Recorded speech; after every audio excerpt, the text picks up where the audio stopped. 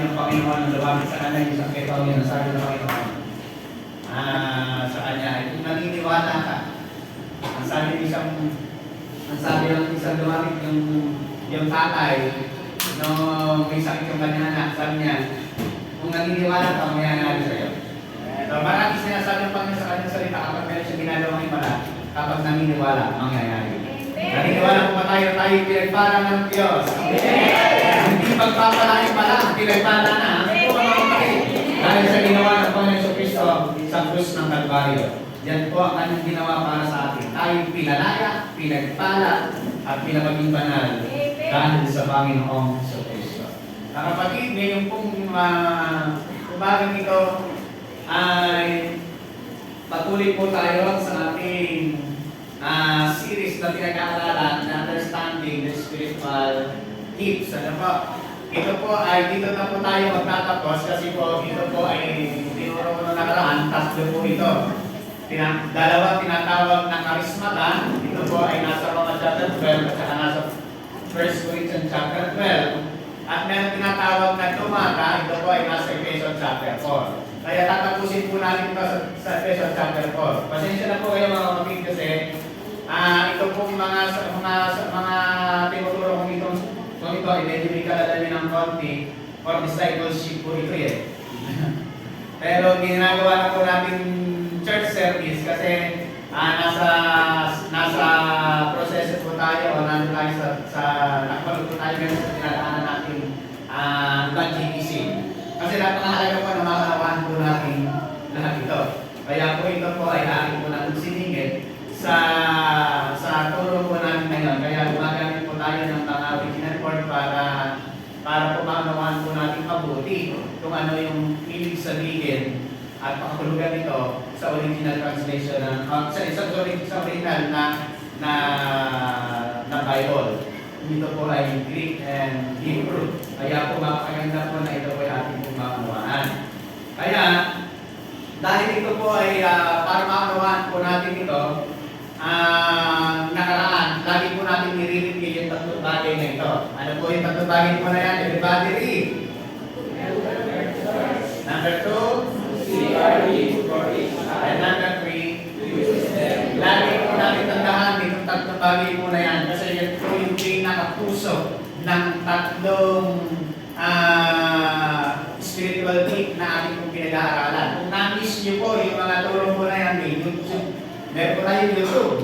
Ito po ay namin po pakinggan po doon kung hindi po namin siya napakinggan para po maunawaan po natin mabuti. Ang purpose po ng mga kaloob na ito ay to help the church to see our thing for each other and to use them to glorify God. To help the church, kaya mayroong mga kaloob, mayroong mga gift na ganyan dahil sa Holy Spirit para makatulong ka sa kalaloob ng church. Amen? Makatulong ang bawat isa sa kayunlag at kitatatag ng iglesia ng Panginoon. At kung bakit po, pangalawa, to see our need of each other. Kasi yung gift ng katabi mo ay hindi gift mo. Iba ang gift ng katabi mo, iba yung gift ng bawat isa sa atin, iba yung gift ko, iba yung magkakaiba po tayo, pero tayo different gift. Pero kaya kailangan natin ang bawat isa. Hindi pwede sabihin ng kamay na hindi kailangan ng paa, hindi pwede sabihin ng mata na hindi kailangan ng tenga. Lahat ay mahalaga sa atin. Amen? At kung bakit ito po ay binigay para po to use them to glorify God. Walang ibang paparangalan, walang ibang papapulihan, kundi ang ating Panginoong Diyos lamang. Yan po ang layunin po niyan. Nung nakaraan po, ito po yung ating mga pinag-aaralan. Yung pong Corinthians chapter 12, siya po yan. At yung Romans chapter 12, ito po yan. Yan po yung mga ginanggit ni Apostol Pablo sa kanyang sulat na meron pong mga kaloob. Ang Diyos sa atin. May mga gift ang bawat isa sa atin. Merong mga gifted. Kaya nasabi lang, we are gifted to serve. Kaya ikaw ay merong gift para maglingkod. Hindi pa rin pala pabilang yan. Amen po ba mga kapatid? So yung gift na mayroon tayo para ipaglingkod sa Panginoon. Para sa gayon, tayong lahat ay magbigay ng karangalan ng papuri sa ating Diyos. Ngayon po, Pumunta po tayo doon sa Efeso chapter 4. Simulan po natin sa 8. This is why it says, when he ascended on high, he led captives in his train, he keeps, o yung tinatawag na mga. Kaya po ito yung pagkakaiba po ng fivefold ministry. Ang tawag po ng Bible dito, ng Panginoon ay domata. Yung keeps na yan, ang tawag yan, tinatawag domata, hindi po siya karismata. Iba po ito kasi dito po ay gift ng Panginoon Jesucristo sa church. Bakit po? Ano po ibig sabihin niyan? Ito po yan. Domata, ibig sabihin niyan sa Greek, doma. Ibig sabihin ng doma, gift. And domini, ibig sabihin to give or to minister. Kung yan po ay lilinawin natin, ang ibig sabihin po ng mga gift na yan ay ministerial gifts. Yan po ang ibig sabihin na mga kaloob nito. Bakit po ibinigay yung mga kaloob po na yan? Yan po mga kaloob nito. Sabi po niyan, it was to be some to be, una, apostles, some to be prophets, some to be evangelists, and some to be pastor and teachers. Yan pong lima po na yan, tanda po natin. Yan pong lima po na yan, apostle, prophet, evangelist, pastor, and teacher. Yan po ay binigay ng Diyos sa church dahil meron po mga kaloob. Pero ugatin po muna natin, bakit yung lima po na yan, ano po ang ibig sabihin po niyan? Puntahan na naman po rin natin yung original na translation. It was to give some to be apostle, sa Greek po yung pinatawag na tos apostolos. Some to be prophet or tos prophetas. Some to be evangelist or tos evangelistas. And some to be pastor, tos poimenas. And kai, didaskalus, and teacher. Tingnan niyo po, mayroon po kayo naman dyan. Tos apostolos, tos prophetas, tos evangelistas, tos poimenas, kai, didaskalus. Bakit kaya yung salitang teacher ang walang article na da? Kasi po, itong lima na ito, yung tos apostolos, tos prophetas, tos evangelistas, tos poimenas, and teacher, kay didascalos, yan po, yung pong pastor and kay didascalos ay iisa lang. Kasi hindi ka pwedeng maging pastor na hindi ka teacher. Pero hindi ulit teacher ka, ay pastor ka. Yung po ang pagkakaiba. Ang pagiging pastor ay hindi pinag-aaral o kung nag-aaral ka ng Bible school, pastor ka na. Hindi mo na pag-aaralan ng pagiging pastor. Meron hindi nag-aaral ng Bible school, pero pastor. Bakit? Kasi ang pagiging pastor ay gift kaloob ng Diyos. Kaya meron siyang supernatural ability to teach. Kasi nga po, siya po ay hindi na pag-aaralan. Kaya kahit hindi ka nag-aaral ng Bible school, pastor, pwede ka maging pastor. Pero kapag nagpapastor ka na, mag-aaral ka ng Bible school. I recommend yan. Bakit po? Kasi napakahalaga na mapag-aralan natin yung talagang theology para maunawaan po natin mabuti yung mga tinuturo po natin kung ito po ba ay tamang ituro o nasa salin sa Bible. Baka mamaya, nag-aaral tayo. Hindi. Bakit kasi hindi ka nag-aaral ng theology, kasabihin mo, ang Diyos ay apat. Ayan. Papatunayan ko ang Diyos ay apat. Kaya sabi mo pang ganyan sa pulpito, mga kapatid, ang Diyos ay apat, papatunayan ko. Tapos ang verse mo, John 3:16, for God. Di ba ang Diyos ay apat kasi for God? Ayan, kaya ngayon, mapagalaga na pag-aralan po natin theology habang ikaw ay nagpapastor na. Ganun po yan. Tingnan po natin. Tingnan po yung itong mga ano na to, mga English word na yan, tingnan po natin yan. Sabi po dyan, siyempre kita na, the apostle, tos apostolos.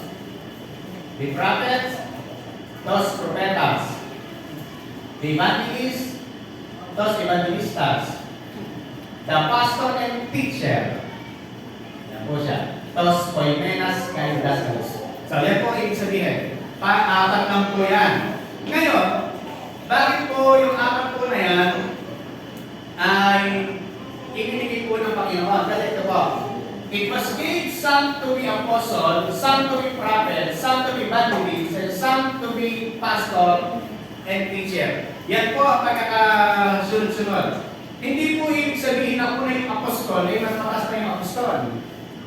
Hindi po ganun yan. Hindi ko ako pangalawang prophet, pangalawa na sa posisyon ng prophet. Again po mga kapatid, ulit ko, ang lahat po na yan, apostle, prophet, evangelist, pastor, and teacher, ay hindi posisyon. Yan po ay function.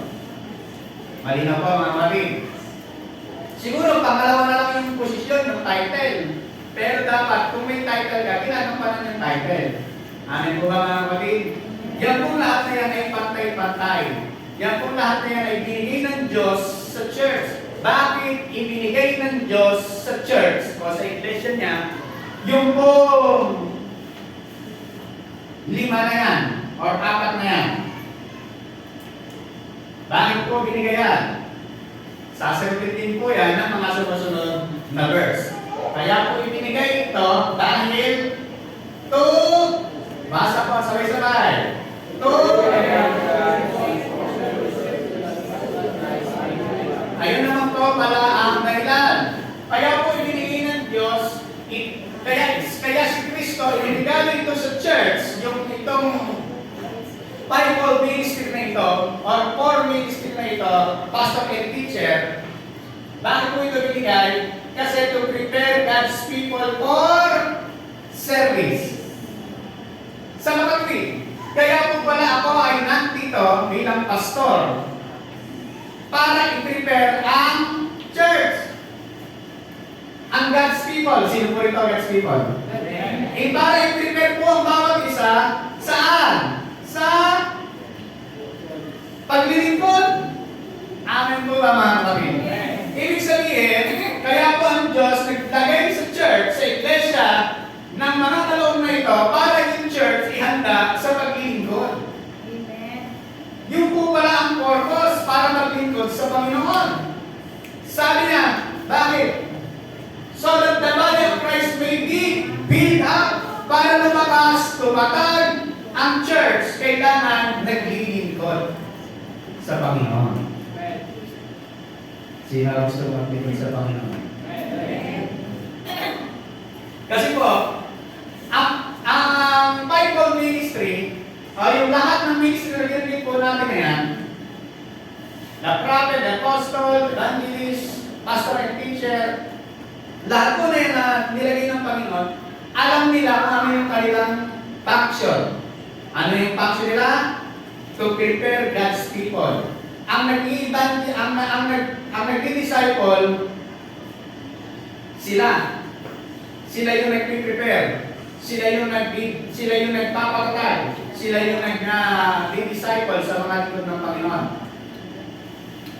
Upang ang katawan ni Kristo ay mabuild up.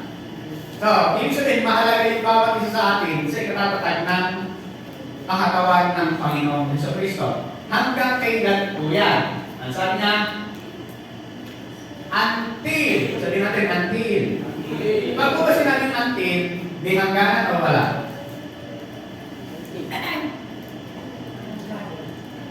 Halimbawa, ako ay magtuturo dito until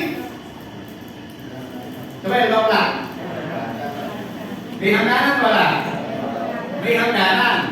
Pagka sinabing until, may hangganan. Tingnan niyo pa, to prepare God's people for service so that the body of Christ may be built up until we all reach unity in the faith and in knowledge of the Son of God and become mature. Yun po pala ang una. Hanggang sa maging unity tayo sa pananampalataya, magkaisa, magkaroon ng isang karunungan patungkol kay Kristo, at maging mature immature. Kailan po ba malalaman na ikaw ay immature? Pag may pagsubok, may problema, o pagka nirigyo ka, pag pinagalitan ka ni Pastor. Ang gusto ko, ito, lagi na po nakikita. Lagi na lang kong pinagsasabihin ng Pastor. Yan. Makikita kong mature. Handa ka bang paturo? Handa ka bang makorek? Kung ikaw ay nakakamali. Sabi niya, attaining to the full measure of the fullness of Christ. Sabi ko para maabot natin yung full measure, yung tamang sukat ng fullness ni Kristo sa ating pagkatao. Dito po ang ating pagkatao sa Thessalonica chapter 5 verse 23. Kung hindi po ako nagkakamali, tayo ay merong body, soul, and spirit. Tayong tao, nakikita natin isang katawan, pero tayo po ay tatlo. Meron tayong body. Meron tayong soul, intellect, emotion, and will. So, ito yan. Meron tayong spirit. Ito po yan. Bago po yan, sabi niya. Attaining to the full measure of the fullness of Christ. Kailan po ito mangyayari? Dear friends, now we are children of God, and what we will be has not yet been made known. But we know that when we appear, we shall be like Him, or we shall see Him. Ano po ang tinutukoy po dito? Ang tinutukoy po yan, pagdating ni Kristo, pag nag-appear na ang Panginoon sa second coming, tayong lahat ay makukuha natin yung full measure of the fullness of Christ. Alin po yung full measure ng fullness of Christ na yan? Ito pong body, spirit, soul, and spirit po natin. Napakahalaga po na makuha po natin yung full measure, yung fullness ng Panginoon ay maranasan po natin. Kailan mangyayari yan? Pagdating na Panginoon sa Kristo sa second coming. Kasi tayo bilang katawan, meron tayong body, soul, and spirit. Itong katawan natin na nakikita, meron tayong soul. Ano po yung soul? Mind, intellect, will, and emotion. Yan po yung ating. And meron tayong spirit. Okay. Pakita ko po ito. Yung ating pong spirit, pag ikaw ay na-born again, yan po ay already like Christ. Pag na-born again ka, ang isang tao, ikaw ay kagaya ng Kristo in the Spirit. Kaya nga po pagka ikaw gumagawa ng mali, yung spirit mo nagigiri. Nalulungkot, hindi ka mapakali. Ganyan yan. Yung alam mong gumagawa ka ng mali, alam mo may tinatago ka sa sarili mo, nag-react yung spirit kasi ayaw niya nun. Kaya yung born again, ito pong born again yung spirit. Pag na-born again na siya, yung spirit niya already like Christ. Kaya yung 1/3 na ating pong pagiging Christian ay like Christ na. Already like Christ. Kaya ang nakikita ng Ama sa iyo ay hindi naman ikaw na eh. Hindi na tayo. Si Kristo na yung nakikita dahil tayo ay na-born again na. Pero yung ating soul becoming like Christ. Yung namang body will be like Christ. Yung soul natin becoming like Christ. Bakit? Kasi minsan, may gusto ang Holy Spirit na gawin natin, hindi natin ginagawa. Kaya may coming pa lang siya. Para mabago yung ating soul, kailangan mong baguhin ang inyong utak. Kaya sabi ng Apostle Paul sa Romans chapter 12, renew your mind. Alam niyo po mga kapatid, pag narinig yung ating isip, marinig yung ating puso, marinig din yung ating gawa. Pag may iba yung ating isip, may iba yung ating puso, may iba yung ating action. Kaya po, yung soul natin becoming like Christ po yan. Kaya kailangan sa isang Kristiyano, marinig yung kanyang isip para mag-iba yung kanyang way, yung kanyang action. And yung body po natin, ito po, papalitan ng Diyos.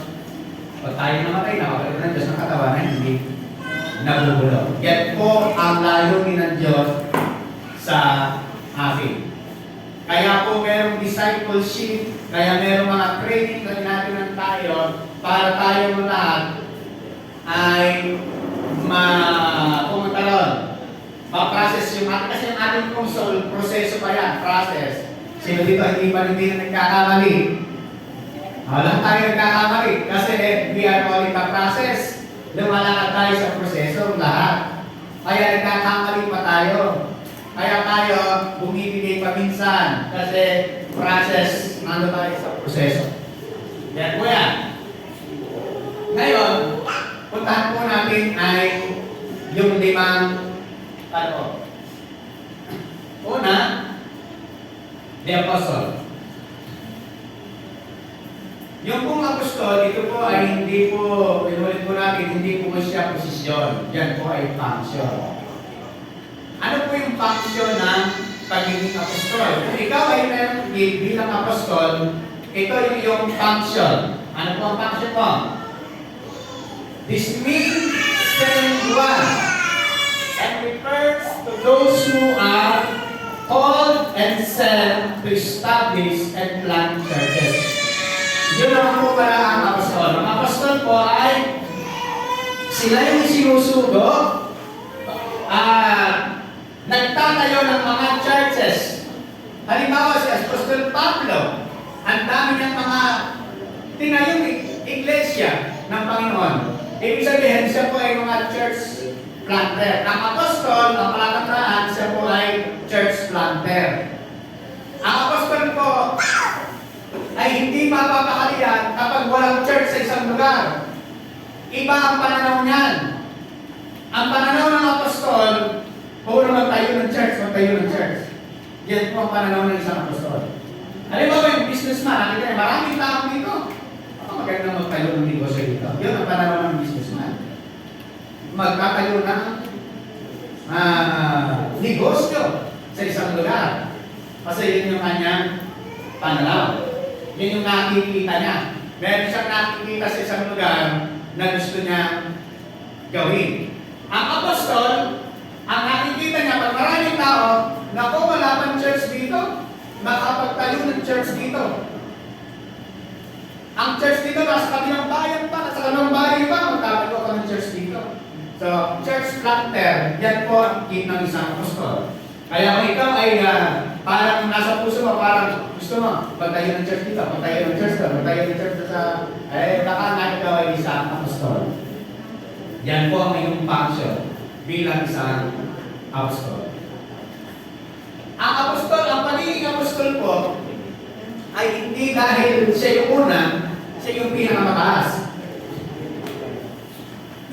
Dahil ang pagiging apostol ay hindi posisyon, ito ay function. Dahil kung ang pagiging apostol po ay isang posisyon, ibig sabihin, yung nagsasabi na siya ay apostol, kapatay lang niya si Kristo. Kaya masabi, ako ay apostol, at ito ang aking posisyon. Ibig sabihin sa posisyon mo, kapatay mo lang ang Panginoong Jesus kasi si Kristo, tinawag na apostol. Dahil si Kristo, bakit tinawag si Kristo na apostol? Si Jesus po kasi siya yung unang nagtatag ng church. Kasi sabi niya, I will build my church. Si Kristo yung unang nagtatag ng church. Bigyan po natin ng verse para maanawan po natin. Hebrews chapter 3, verse 1. Therefore, holy brothers, who share in the heavenly calling, fix your thought on Jesus, the apostle. Tinuwan, si Jesus tinawag na apostol. Kaya hindi po siya posisyon, siya po ay function.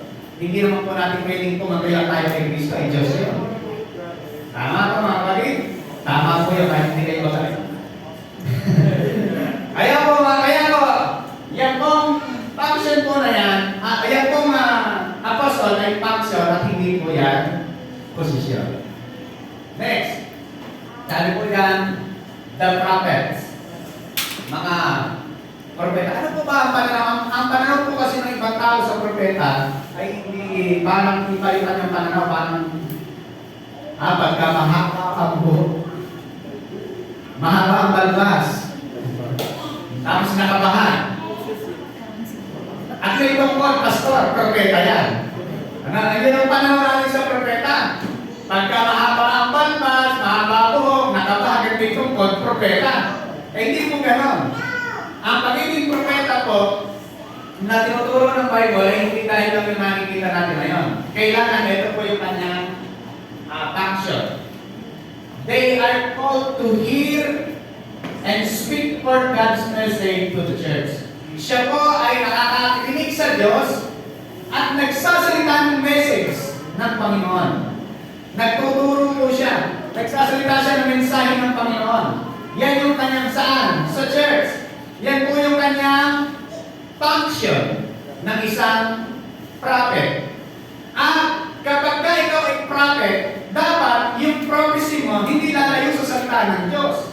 Kaya mag-iingat tayo doon sa nagpaprophesy.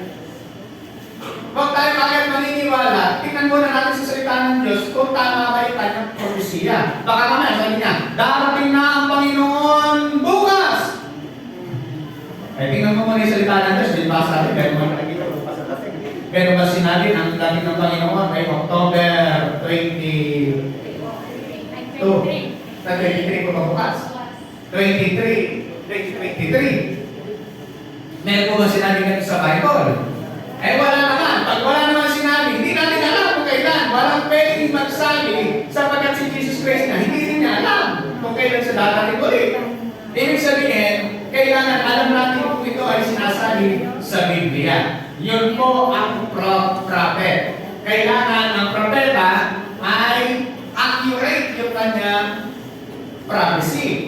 At meron tayong tinatawag, di ba sabi po natin, na itong prophecy, ano pa yun niya? Binanggit po kasi yan sa Roma chapter 12. Supernatural ability to accurately predict the future. Kailangan yung kanyang hula, yung kanyang prophecy ay accurate. Talagang yun ang mangyayari sa kinabukasan, hindi ang mangyayari sa hinaharap. Kaya pag isang propeta ng prophecy, bantayan natin kung talagang totoong mangyayari. Kasi po, ang prophecy ay nanggagaling sa Diyos. Ito po ay galing sa Panginoon. Or really speak for the word of God. Yung po prophecy, sinasabi po natin, dalawa po yan, isang foretelling, predicting the future, at isang foretelling, speaking for the message. Yung po nagsasalita ng mensahe ng Panginoon, nag-preach ng salita ng Diyos, ay consider as a prophet. Yan po yung tinuturo po ng Panginoon para sa atin. At ang isang propeta, hindi sasabihin niya, ako ay isang propeta. Hindi basta-basta ganun po yun. Kailangan, ang isang propeta, sa yung Bible, ay, and the spirit of the prophet,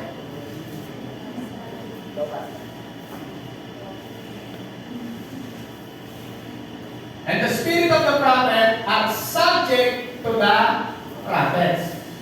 Kailangan ay accurately yung kanyang hula at subject ng mga prophet. Sabihin, hindi mga kalubutan ng prophet na sabihin na ikaw nga propeta ka. Si Saul, di ba napagkamalan po siyang propeta kasi dahil sumama sa mga propeta eh. Sino po ba yung madalas na naliligaw? Yung walang sinasamahan mga kasamahang organisasyon o mga samang pastoral. Mga samahan. Bakit? Sasabihin na lang nila sa sarili nila, ako ay propeta! At ang may masabi ni Barak, ako ang anak ng Diyos! Kasi nga po, walang iminubukod yung sarili sa mga samahan. Walang talapatan ang tao tuloy. Walang talapatan yung mga miyembro na hindi sila ma-ibig yung mga miyembro. Hindi, pastor, ba't ikaw ang son of God? Si Jesus yun. Hindi, ako na. Nagbibilang Diyos sa akin kagabi. Kaya ganyan po. Bakit po gano'n? Hindi mo na ma-review ng mga miyembro kasi walang mga group ng mga pastor. Kaya mahalaga po sa isang, halimbawa ako pastor, sumasama sa mga pastor. Bakit po? Baka mali na theology ko, sasalain nila, baka mali na tinuturo ko. Kasi kung kayo po ay miyembro, mahihiya kayo sabihin sa akin yun. Pastor, mali yung sinabi mo na yun. Hindi tama nila yung mali. Maaari sa inyo, iba sa inyo, mahihiya pa kayo. Kaya kailangan na may grupo. Marami pong nagsasabi, marami mga nagsaself-proclaim, sa iyo propeta, sa iyo apostol. Kaya kailangan siya po ay subject to the prophet. Meron pong mga samahan at sasabihin, ikaw na ay isang propeta. Ikaw na ay isang apostol. So, ganyan po yan. Para po nababalanse. Kailangan po kasi nababalanse po yung ating mga, hindi lang yung basta may pumasok na guni-guni sa ating isipan, yun na. Pumasok na lahat ng pumapasok na gawin-gawa sa ating isip, yun na sasabihin na natin. Kailangan sinusuri sa salita po ng Panginoon. Yan po. Ito rin po natin. Ano pa po yan? The evangelist. Ano po naman itong kaloob ng the evangelist? Ang evangelist naman po, they are called to share the gospel and lead people to salvation. Ang evangelist naman po, walang ginawa yan kundi mag-share ng salita ng Diyos patungkol sa kaligtasan. Yan po ang alam niyo po, ano po ang difference ng evangelist sa pangkaraniwang Kristiyano? Ang difference po ng evangelist sa pangkaraniwang Kristiyano, ang evangelist kapag siya po ay nagpatanggap, 100 times ginagawa niya. Pero yung mga pangkaraniwang Kristiyan, hindi niya laging ginagawa. Kasi ang evangelist, magkang may makakatabihan, share niya. Pag may nakatabihan, naku mamaya, taas na kami yan. Tumatagap ko sa Panginoon. Pag namunta ng pagsumakay ng bus yan, nag-share yan. Sumakay ng jeep yan, nag-share. Eh, ikaw nga yung evangelist. Huwag ka na magiging evangelist. Makamalis ka na. Kaya ang evangelist. Ibig sabihin, share ng share. Kaya po mga kapatid, ang mahirap doon kapag ang nagkasal sa'yo, evangelist. Naku, magpapatanggap mag-share ng salvation yan, magpapatanggap sa mga tao. Nakakasal kami ng mga tao, naging parang proceed yung kasalan mo. Tapos mamaya sa pagbilang ka, nandiyan pala kayo, pasensya na. May kakasal nga pala ako. Kasi nga, itong evangelist ay share ng share. Ang pinitahin mo mag-pray sa, mag-pray lang, mag-pray ka nga sa birthday. Naku, magpapatanggap yun. Kahit sa email, magpapatanggap kasi ang gift niya ay evangelist. Kaya hindi tayo magtataka sa mga ganong tao may kaloob ng evangelist kasi yun talaga yung kanyang kaloob. 100 times na ginagawa po niya sa pangkaraniwang Kristiyano lang. Share talaga share ng mabuting balita ng Panginoon. Pag pumunta ng patayan, magpapatanggap sa patay. Mag-share din niya. Pati patay, patatanggapin. Hindi, ganyan po yung evangelist, yung kanyang gift kasi nagmamanifest sa kanya. Yun yung kanyang function. Evangelism.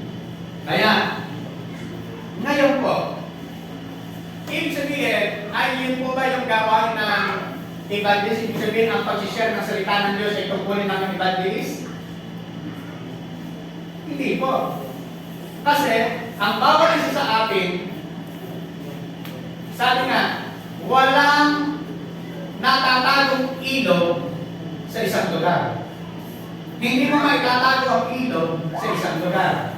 Kapag sa isang lugar, isang barangay, isang baryo, o bayan, hindi mo itatago yung ilog, tsak na natin. Ano ibig sabihin? Kapag ang bukal ng pag-ibig ng Diyos ay nasa sa iyong puso, hindi pwedeng hindi mo share sa iba yan. Tama po ba mga kapatid? Kasi kung bubukal sa puso mo yan, share ka ng share para mabuti ng Panginoon, tanggapin mo ang Panginoon sa iyong buhay. Share na share mo yan. But you keep your head in all situation, endure hardship. Do the work of evangelist. Ang sabi ng Apostol Pablo kay Timothy, si Timothy po ba, evangelist? Hindi po. Si Timothy, na sinulatan ni Apostol Pablo, hindi po siya evangelist, siya po ay pastor. Pero ang sabi sa kanya ni Apostol Pablo, do the work of an evangelist. Kahit hindi ka evangelist, ginagawa mo pa rin yung pag-ibanghelyo, pag-share. Kahit ikaw ay pastor, kahit ikaw ay ordinary member, kahit ikaw ay prophet, ano ka man, kailangan ito po ay bumukal. Kasi ito po ay bumukal sa puso sa ikaliligtas ng tao na yung share ng mabuting balita ng Panginoon. Amen po ba mga kapatid? Naarawan po natin. duties of your ministry. Ito ay kailangan ginagawa ng isang mananampalataya. And, sabi po ng Peter, and if someone asks about your Christian hope, always be ready to explain it. Kapag kami nagtatanong sa iyo patungkol sa ano ba pag-asa mo yan, bakit ba ikaw ay hindi mapigilang dumalo ng church? Bakit ba ikaw ay laging nandun sa church? Bakit ba pagka meron tayong gawain, pinagpapalit mo, makapag-church ka lang? Kasi, hindi mo, sabi niya, yung pag-asa mo, yung nagtatanong sa iyo, yung pag-asa mo ito, isinashare mo sa kanya. Kasi, ang Diyos ay napakabuti. Kasi naman, ang Diyos ay hindi ko pwede pagpalit sa anong mga mamagi sapagkat ang Diyos ay karapat-dapat sambahin at papulihan. So, sinashare mo siya. Always be ready to explain it. Kailangan ito ay ating itinapaliwanag ng mabuti sa kanila. Hindi yung pinabawalan kang lumalakas na ikipagtalo ka. Huwag yung natanong ka, hindi na, makagay pang nasabi kaysa sa sana. Sabi niya na, explain pala, hindi sinabing argument. Ano ito mga kapatid? Explanation ng mga. And if not, sabi niya, and if anybody asks why you believe, as you do, be ready to tell him and do it in gentle and respectful way. Kapag may nagtatanong sa iyo, sabi niya, be ready to tell him. Tapos hindi ka na nakikipagtalo. Do it in a gentle and respectful way. Kapag tayo nagsishare ng mabuting balita, nagsishare tayo ng gospel, tulad mamaya, pag-ahayo natin.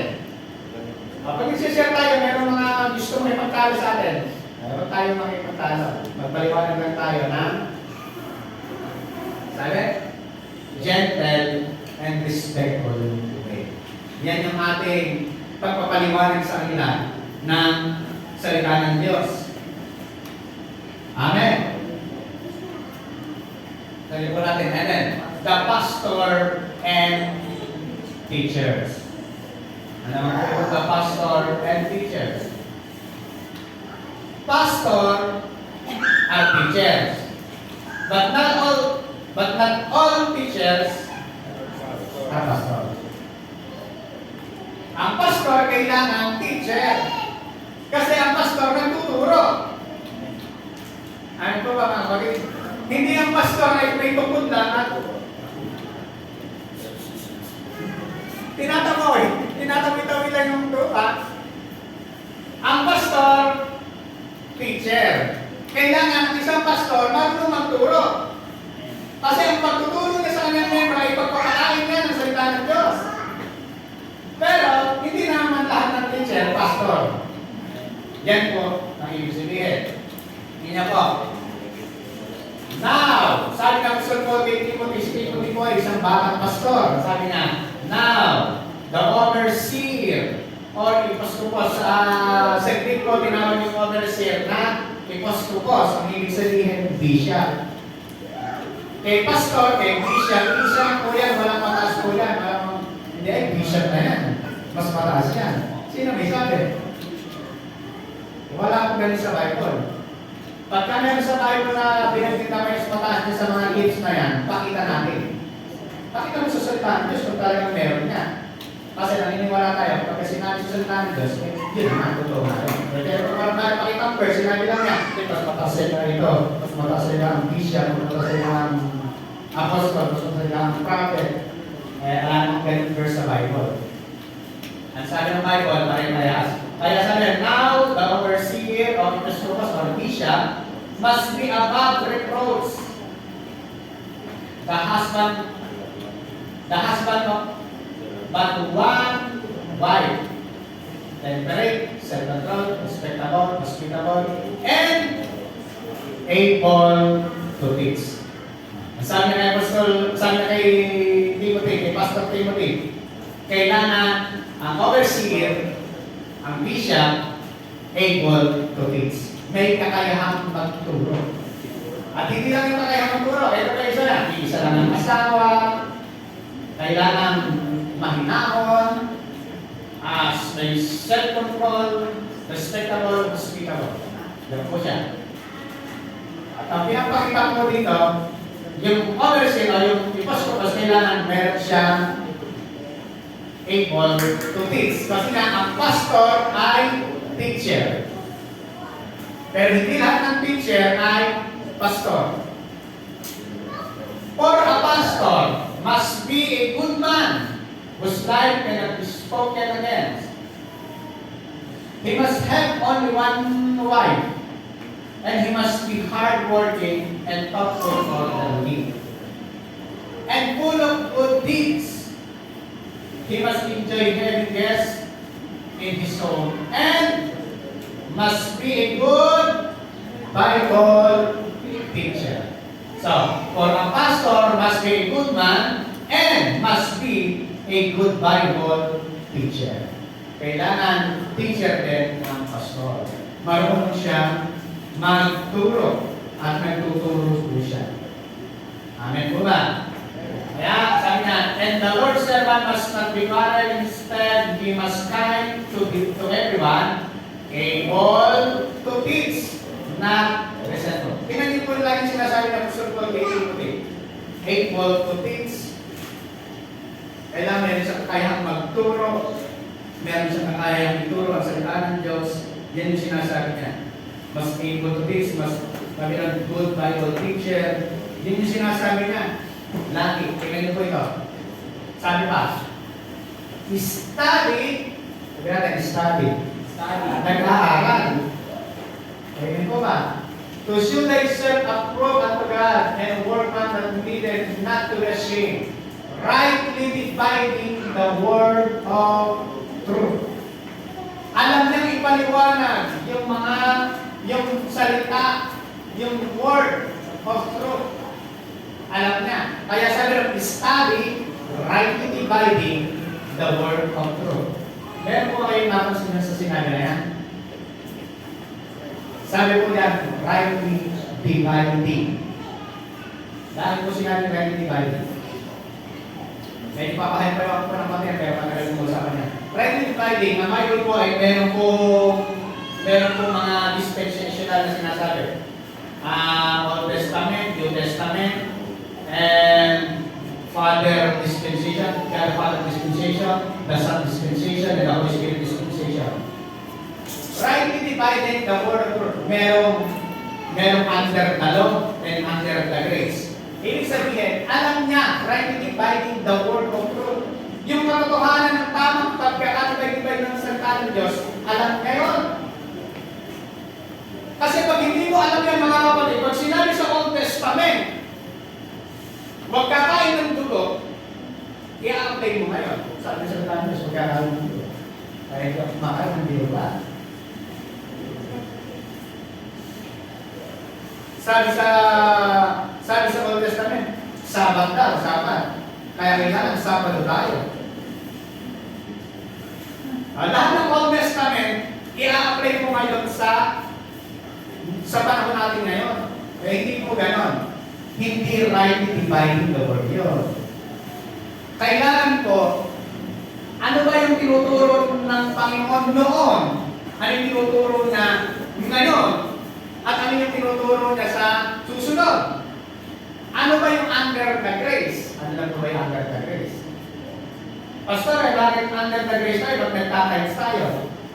Under the grace na tayo. Mga kapatid, pag binasa natin ng Bible, wala pang law, nagtatimes na si Abraham sa Lord.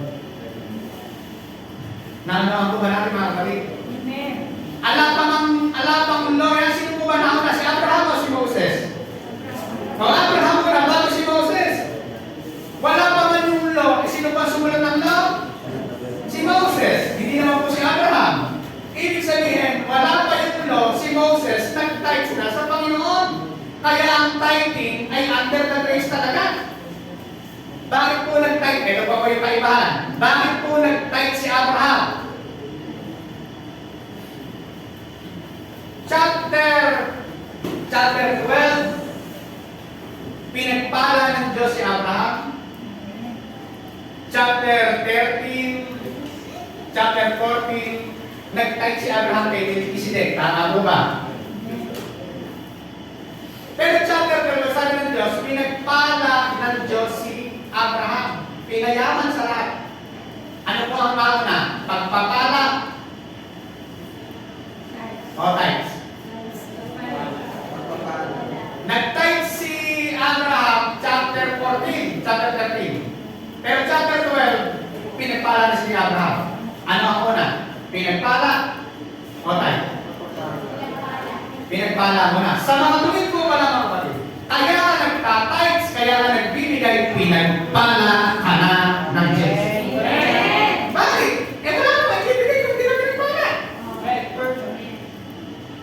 Kaya tayo nagbibigay ng tithes natin, hindi para pagpalain, dahil pinagpala ka na ng Diyos. Ang sabi ng Panginoon kay Jesus sa ating saka, dahil ni Kristo tayo lahat ay naging mayaman sa kanyang pagkalukha. Ibig sabihin, na mamatay si Kristo sa krus ng Kalbaryo, tayo pinayaman na ng Panginoon. At dahil tayo pinayaman na ng Panginoon, kaya tayo nagtatay sa Diyos. Kaya tayo nagbibigay ng mga natin sa pagkakas, pinayaman na tayo ng Panginoon. Dahil kung wala ka naman, wala kang bibigay. Hindi po ba, nararamdaman po natin? Kaya tayo nagtatay sa Panginoon, under the grace mo yan. Wala pa man lo, nagtatay na si Abraham. Hindi para pagpalain, kundi para pinagpala na ibalik lang sa Panginoon yung kanya. Nakarawan po natin mga kapatid. Yan po yung sinasabi ng salita. Kaya ito po yan. Study rightly dividing the word of truth. Pagka hindi po natin alam yan, bubulot na tayo ng bubulot para dating daan. Dating doon. Bato lang ng bato, hindi naman yun ang konteksto. O kaya naman ang konteksto, Old Testament pa. Ang kartado. Kaya kung kailangan, nawa natin mabuti.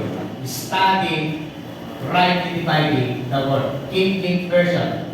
Tingnan natin po sa literal translation. Study diligently to publicly present yourself reputable worker of God who has not free to be ashamed. Rightly dividing and discerning the word of truth. Rightly dividing and discerning the word of truth. Okay, may na po ba mga kapatid? Kaya pastor kailangan marunong siya magturo. At ang hindi pa rin, sabi niya, study. Right?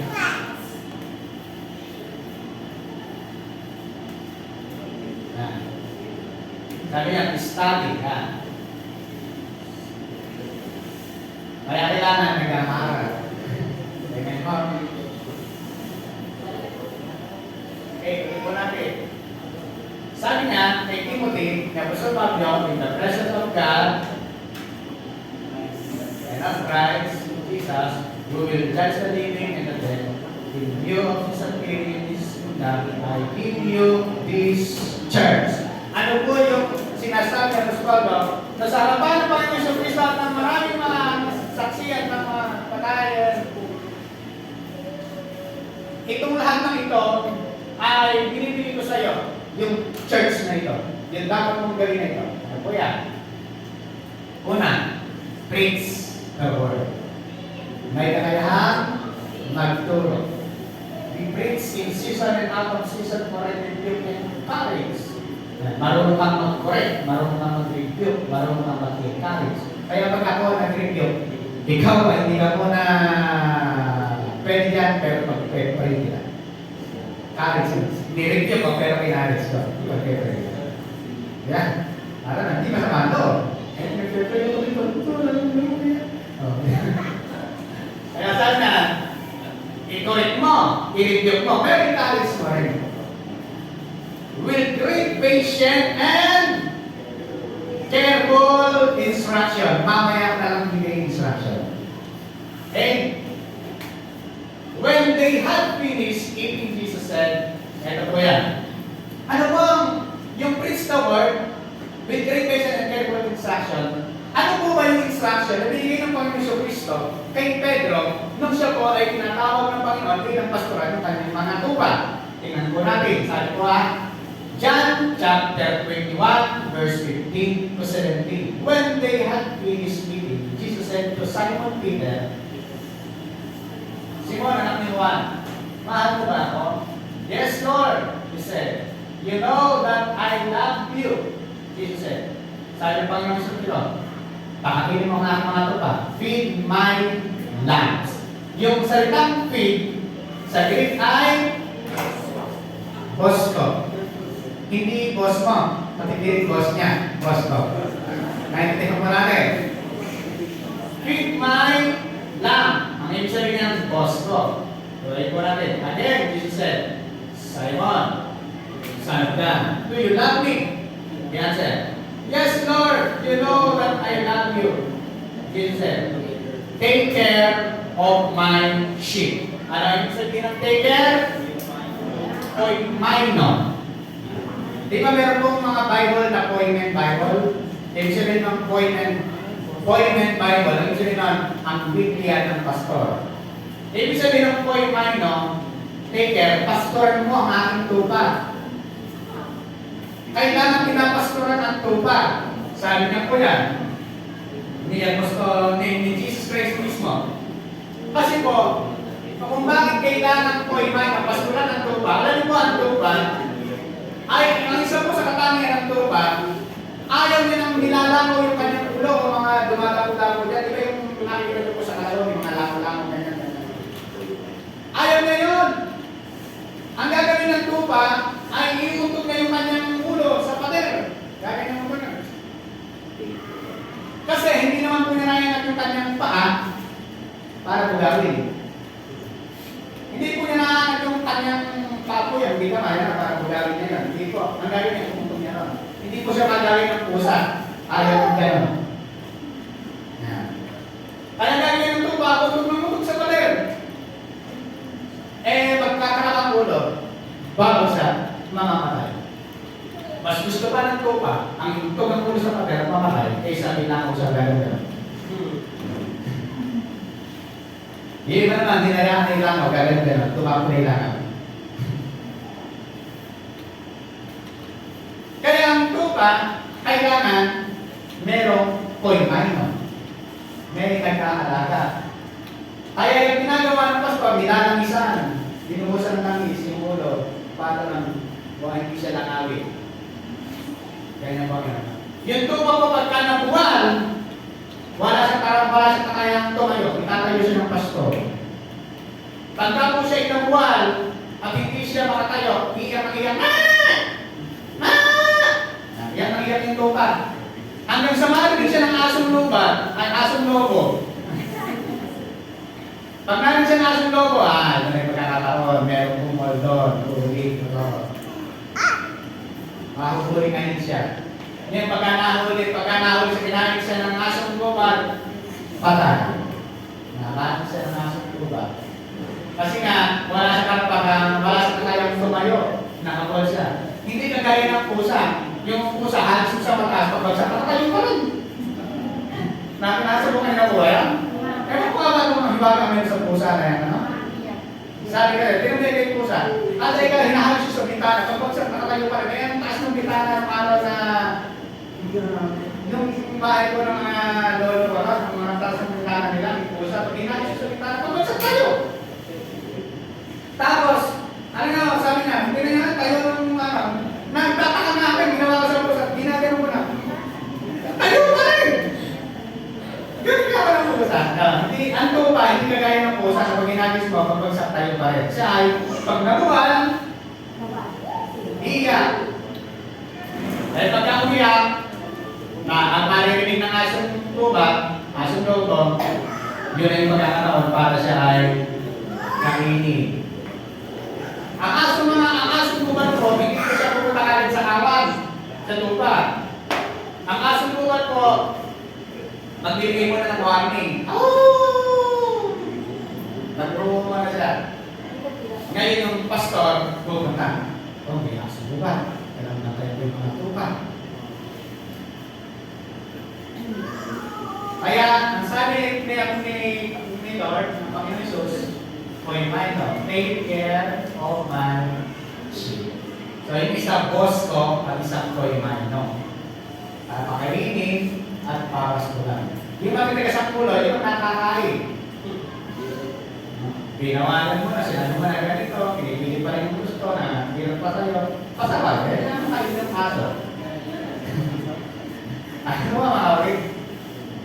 Sabi pa ni Lord, ito, bakit ko sabi, nagkaroon na ng emotional damage. Emosyon na nagpo. Sabi niya, the third time he said to him, Simon, son of John, do you love me? Peter's heart, because Jesus asked him the third time, do you love me? He said, Lord, you know all things. You know that I love you. He said, feed was of my sheep. Ang gagawin ng pastor, papakainin ng tupa at aalagaan ng tupa.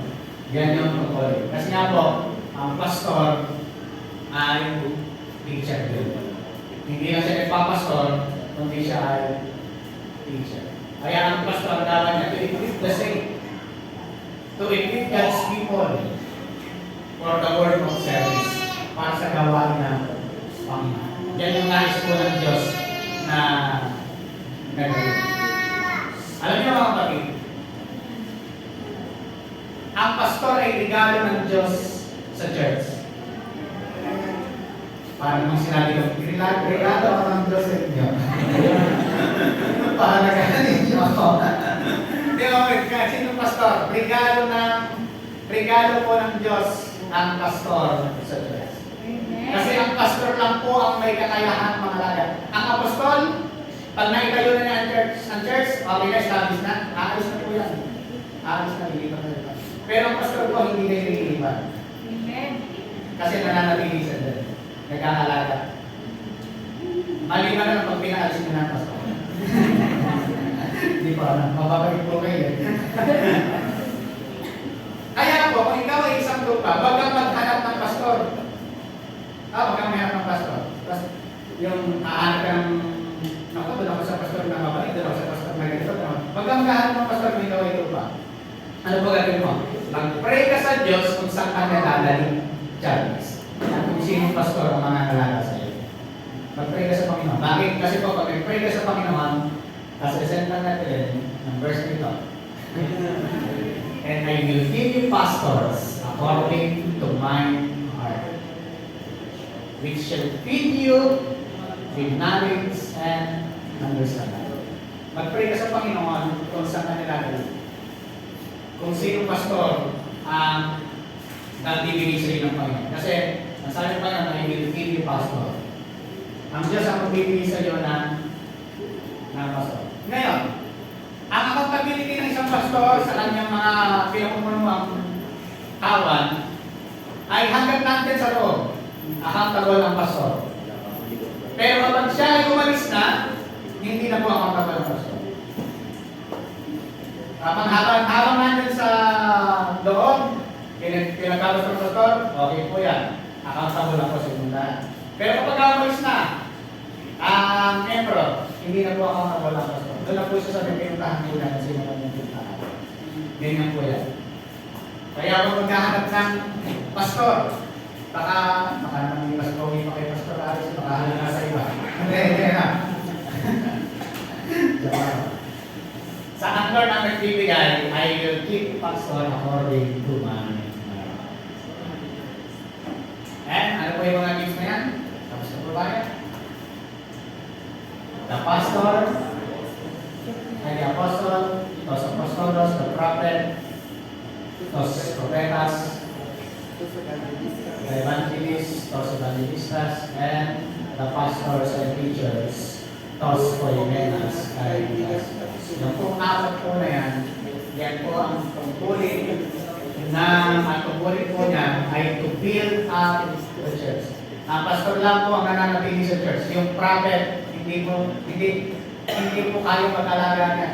Ang evangelist, kahit marami siyang nadadalang kaluluwa dahil evangelist ang kanyang gift, hindi siya makapag-alaga ng tupa. Ang tanging nakapag-alaga ng tupa, pastor.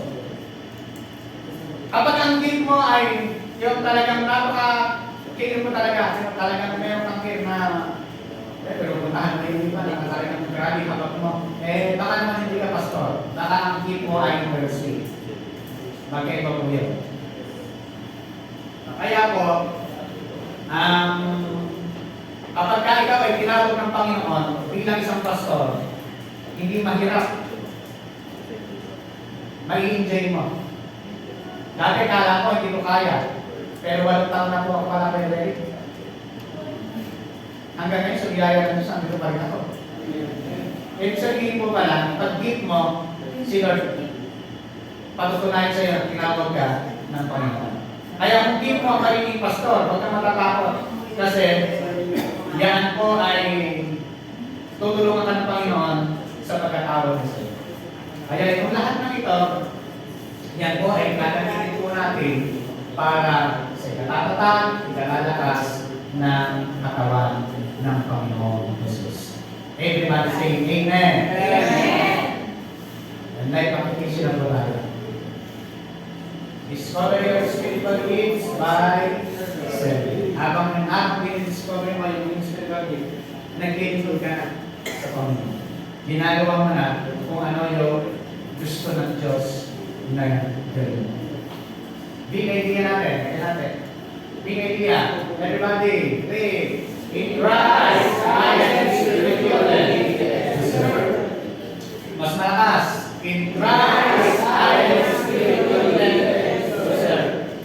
Dahil kay Kristo, tayo po lahat ay spiritually gifted. Bumang tayo lahat, isama-sama maglingkod sa Panginoon. Handa na po ba tayo maglingkod sa Panginoon? Sama-sama.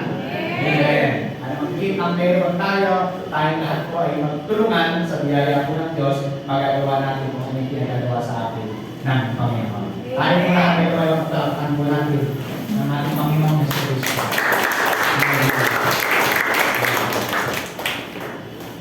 Tayo po tayo sa Panginoon.